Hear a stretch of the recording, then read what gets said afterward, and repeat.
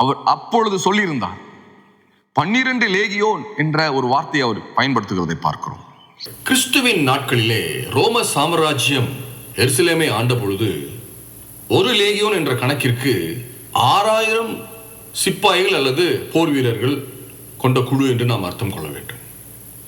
இயேசு கிறிஸ்துவானவர் சொல்கிறார், நான் பிதாவை வேண்டிக் கொண்டால் 12 லேகியோனுக்கு மேலாக அவர் தேவதூதர்களை அனுப்ப மாட்டாரா என்ற கூற்றின்படி 72,000 மேலான தேவ தூதர்களை கிறிஸ்துவின் ஒரு கட்டளையானது கொண்டு வந்திருக்கக்கூடும் என்பதே உண்மை.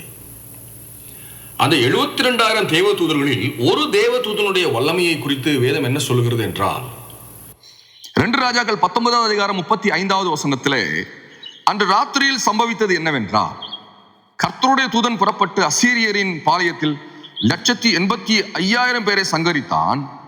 அதிகாலமே எழுந்திருக்கும் பொழுது இதோ அவர்கள் எல்லோரும் செத்த பிரேதங்களாய் கிடந்தார்கள் என்று பார்க்கிறோம்.